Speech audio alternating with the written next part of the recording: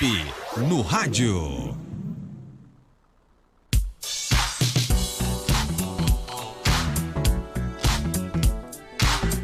Transtorno do equilíbrio da marcha do idoso é o nosso tema de hoje com o Dr. Belísio Neto. Seja bem-vindo aqui ao nosso Panorama 95. Dr. Belísio, bom dia. Bom dia, Marcos. Bom dia, Geraldinho. Bom dia a todos os ouvintes, a todos os internautas. Uma satisfação, mais uma vez, participar aqui do quadro Check-up no Rádio, levando temas, tirando dúvidas dos ouvintes sobre a saúde do idoso e hoje sobre transtornos, eu diria assim, mas alterações da marcha, do equilíbrio nas pessoas idosas, um tema bastante presente no dia a dia e de uma relevância muito alta para a geriatria. Transtorno de equilíbrio, ele atinge, faz parte, está ali presente na terceira idade ou nem sempre? O equilíbrio e a marcha, a postura do indivíduo, Marcos, eles são sinais vitais. Assim, primeiro vamos tomar aqui uma aguinha. Um cafezinho. Obrigado, Fatinha. Graças a Deus, todos boa como Fatinha. Não me deixam desidratar. Pausazinha para o café da manhã. Agora sim. Então... Até gostei do efeito sonoro. Viu? Então, equilíbrio e a marcha dos idosos, eles reproduzem muito a saúde daquele indivíduo. Os mais antigos, semana passada você gostou do termo de Frúcio, né? Os mais antigos, eles sempre dizem, olha, velho, quando está encurtando o passo é porque está ficando velho. Quando está ficando tropo, é porque está ficando velho. É porque a coisa não está boa. Então, eles, assim, talvez não entendendo a complexidade que é manter uma pessoa equilibrada e uma pessoa... E tudo aquilo que envolve o mecanismo de marcha, de andar, eles sabem que é uma função muito importante para o idoso. Idoso que não tem um equilíbrio, uma marcha boa, ele tem uma saúde debilitada. Isso é fato. Por isso que na consulta de todo paciente idoso, a gente testa equilíbrio, a gente testa a marcha, com alguns testes de levantar e sentar, de um time up and go, que ele faz um teste em 3 metros e volta, a gente vê ele levantando, vê ele dando uma volta, se sentando, e aí a gente avalia o equilíbrio desse indivíduo. Mesmo que ele tenha vindo com uma queixa de dor de cabeça, por exemplo, que não tem nada a ver, ou pode não ter nada a ver com equilíbrio. Então é um marcador, é um sinal vital. E as alterações do equilíbrio, quando o paciente perde o equilíbrio, seja de maneira súbita, ou seja, de uma hora para outra, ou seja, de maneira insidiosa ao longo dos dias, a gente deve procurar não só doenças em um único lugar. Isso é uma coisa que eu sempre falo eu sempre digo isso muito a meus alunos, que estão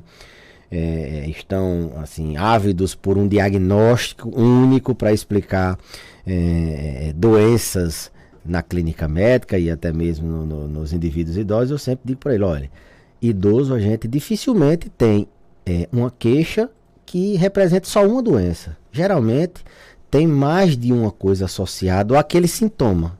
E assim o equilíbrio e as alterações da marcha. Dificilmente vai ser só uma labirintite, uma labirintitopatia, que as pessoas associam muito. Ele está tonto, está desequilibrado, é labirintite. E um dia alguém disse isso a ele há muito tempo e ele passou a vida toda achando que era labirintite.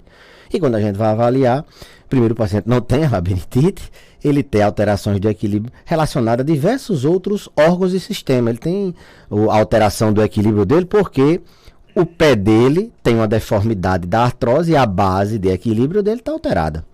Ele tem uma alteração do equilíbrio porque ele está perdendo massa muscular nas pernas, ele tem sarcopenia, então ele está fraco, as pernas estão fracas. Ele tem alteração do equilíbrio porque a visão está muito ruim, tem alteração do equilíbrio porque a audição, o aparelho auditivo, a prótese auditiva, a órtese auditiva, mas o sistema vestíbulo-coclear está alterado, ele tem uma labirintitopatia. Ele está tomando um remédio que altera o equilíbrio. Está tendo queda de pressão quando levanta. Então, mecanismos diversos favorecem as alterações do equilíbrio. Ele estava bem, de uma hora para outra não consegue mais ficar em pé, porque pode estar se abrindo um quadro de uma infecção viral, uma dengue. O paciente abriu o quadro de dengue, com um desequilíbrio. Doutor, eu não sei o que é que papai tem, e quando é no outro dia aparece febre, dor no corpo, dor no caroço do olho, né, como eles dizem, e todo aquele quadro de dengue que a gente já conhece. Então, as alterações de equilíbrio, Marcos, elas devem ser pesquisadas ativamente, elas reproduzem muito da saúde do idoso. A gente tem hábito de a pressão, a gente vê a frequência cardíaca, mas a gente avalia também esse equilíbrio que precisa ser abordado.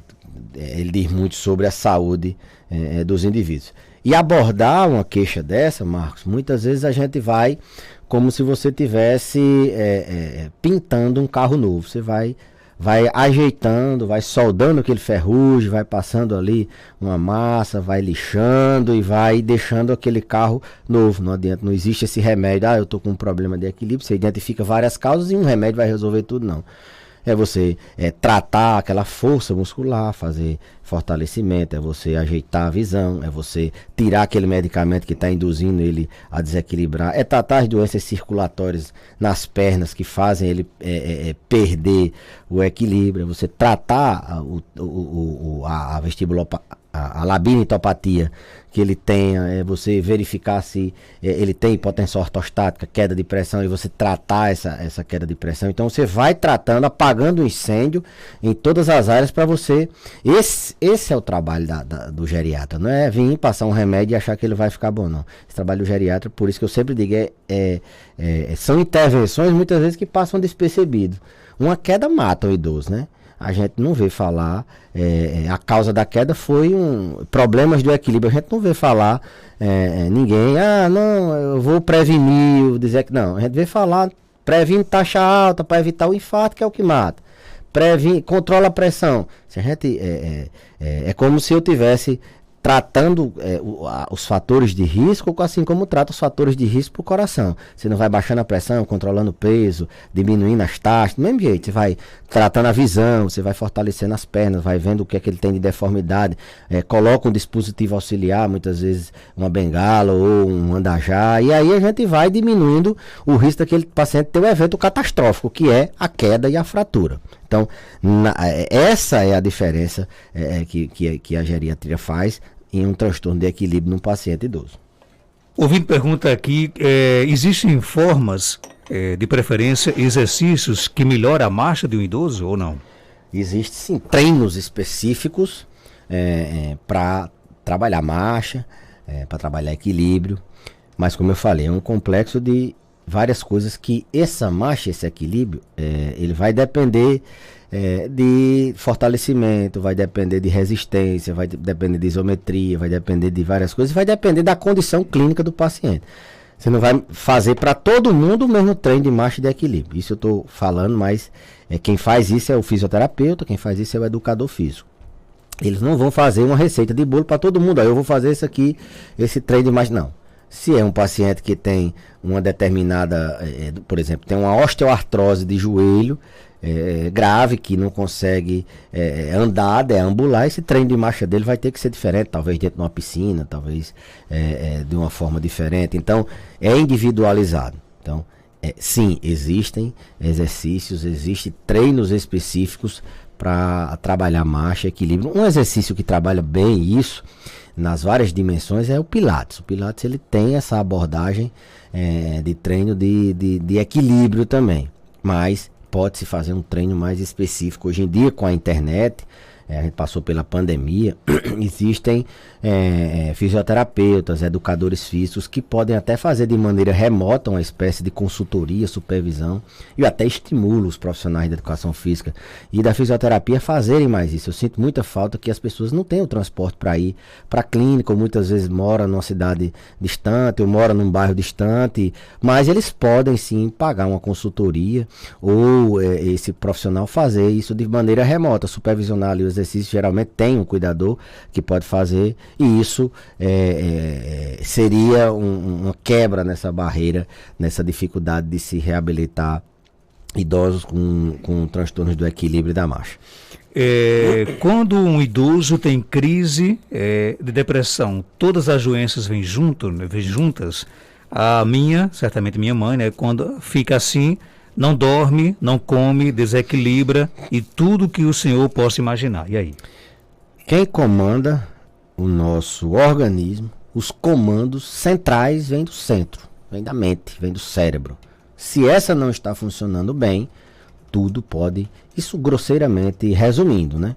Então, o paciente que está com depressão, ele amplifica a dor que ele tinha, ele amplifica o desequilíbrio. Ele tudo para ele vai ter um desfecho, uma percepção, o otimismo dele vai ser negativo, ele não vai ter uma boa percepção. Então, realmente, o paciente com depressão, ele não só fica triste, ele não só fica irritado, ele não só fica sem coragem de fazer as coisas, alterando o sono, alterando o apetite, ele também piora outras doenças que ele possa ter. Ele adere mal ao tratamento, ele abandona o tratamento, por exemplo, da hipertensão, porque fica desesperançoso.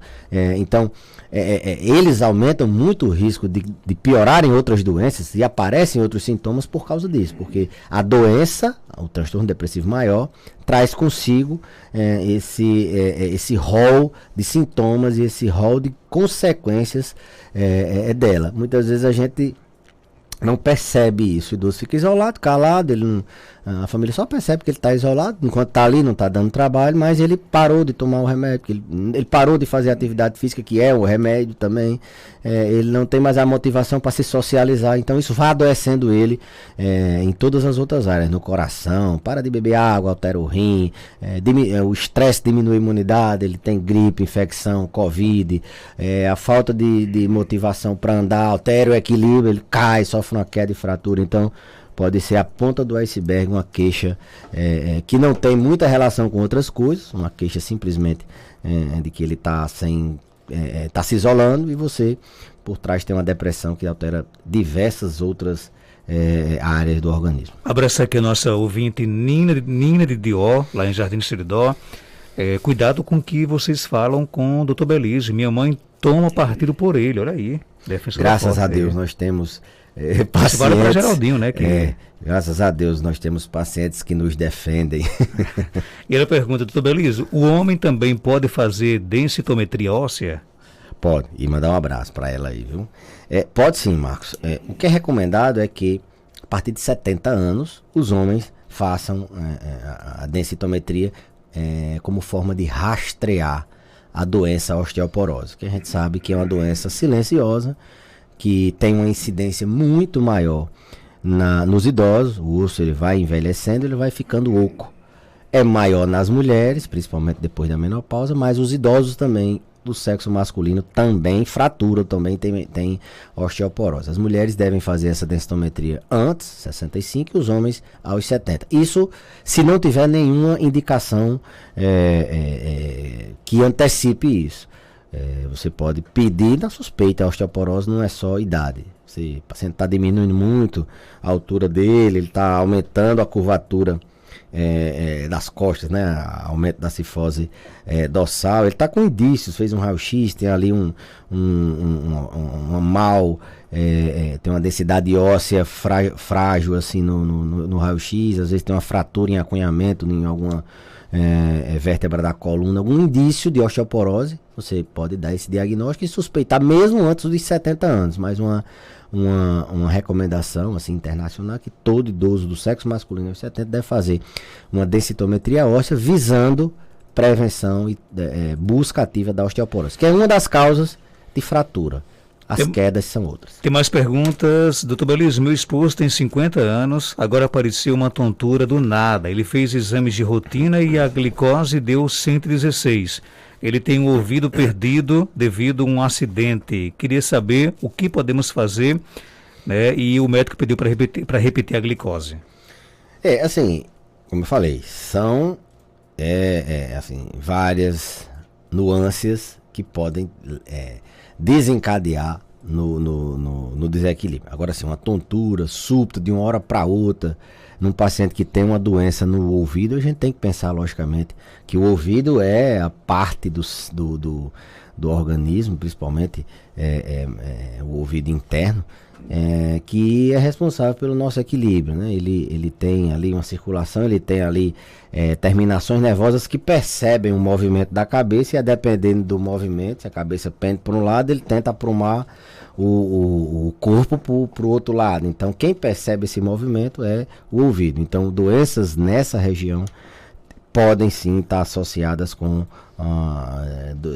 transtornos do equilíbrio. Eu apostaria nessa investigação aí. Lembrando, ele é jovem ainda, 50 anos, mas lembrando que nos indivíduos idosos a gente não pode ir atrás só de uma causa, tem que buscar mais de uma. A história do carro que eu falei, que você vai soldando, tirando ferrugem daqui e dali, e daqui a pouco o carro tá completo. Outra pergunta que o ouvinte quer saber é o seguinte: meu pai tem 78 anos e desequilibra com frequência. Tem alguma relação com a questão do que você está falando? Sim, desequilíbrio com frequência a gente tem que, eu diria que detalhar melhor. Esse desequilíbrio é quando ele passa muito tempo em pé, quando ele está andando num piso irregular, à noite, de manhã, está relacionado com alguma medicação nova que ele começou a tomar, ele está perdendo força nas pernas, é um indivíduo que tem pouca massa, ou ele tem muita força, ele tem alguma alteração de ordem osteoarticular, alguma deformidade, alguma doença que possa alterar a sensibilidade, a percepção, a propriocepção dos pés dele, como por exemplo diabetes, altera tanto a circulação como a propriocepção, alguma doença no labirinto. Então desequilíbrio geralmente é multifatorial e pode estar associado a diversas causas. Tem mais perguntas? Nosso WhatsApp 992053030. Bom dia. Bom dia, doutor Belício. Eu sou José Rosendo Neto, aqui de Carnaúba, dos Dantas. Eu também sou admirador do seu programa, viu? Todo dia eu assisto. As coisas que o senhor diz, encaixa tudo direitinho, as coisas que eu sinto, e eu vou acompanhando bem direitinho, todo dia. Então, bom dia.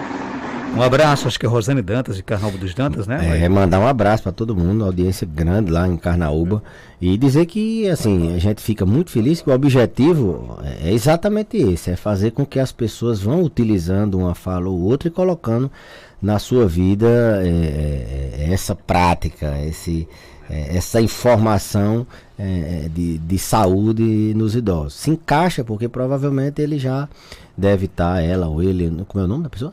Rosane. Pronto, deve estar envelhecendo, então vai percebendo alterações no equilíbrio, na marcha, vai percebendo o humor alterando, o sono, vai percebendo o esquecimento, vai percebendo o aumento no número de medicamentos, a incontinência, vai percebendo tudo aquilo que a gente vai falando, e a gente vai dando dicas, e esse é o objetivo, é a gente poder, de maneira assim, onde a rádio chega, poder mudar alguma atividade, alguma conduta, algum hábito que as pessoas tenham que esteja sendo errado, e isso nos deixa muito gratificados. Tem mais perguntas? Bom dia. Marcos Dantas, bom dia. Marcos Dantas, eu queria que quando o doutor Belício começasse, você fizesse uma pergunta a ele para mim, porque eu já fiz várias vezes essa pergunta a ele, porque eu sinto uma dor muito grande no meu corpo, principalmente mais na minha barriga. Já fiz vários exames. Eu queria pedir a ele para ele me indicar um médico sobre isso, ver se eu descubro o que é isso, porque aí eu não aguento mais. Aí eu queria saber dele o que é que ele diz para mim, qual é o médico para mim ir, para eu ver se eu descubro o que é isso. Um bom dia, fica com Deus. E aí, doutor Belício? A porta de entrada do sistema, um médico generalista, tem que ser avaliado por um médico generalista, depois o médico vai ver a necessidade de encaminhar para um especialista. Eu não tenho como dizer agora porque não examinei, pessoa, né? Tem detalhes que a gente precisa, essa dor na barriga pode precisar de um dermatologista, de um cirurgião oncológico, de um gastro, pode ser várias especialidades, mas comece com um médico generalista, a atenção primária, a porta de entrada do sistema. Doutor Belício, obrigado pela sua participação. Até terça-feira, se Deus quiser. Eu que agradeço, Marcos, e até a próxima terça-feira, se Deus quiser. 7h54, confirmando 7h54, nós vamos para o intervalo comercial. Na sequência, vamos trazer aqui uma entrevista com o garotinho Arthur, né? O Arthur Aranha, ele que foi aí medalhista de prata, né? Em uma Olimpíada aí de astronomia, não é isso, Geraldo? Daqui a pouco ele vai conversar aqui com os ouvintes do nosso Panorama 95, nesta manhã de terça-feira. Nova Caicó Sorridente é a melhor. Essa é a clínica que atende o Seridó. Faz clareamento, tratamento de canal, prótese, implante, cirurgias em geral. Tem o atendimento que já conquistou a gente. Clínica Dentária Nova Caicó Sorridente. Oferecemos todas as especialidades odontológicas.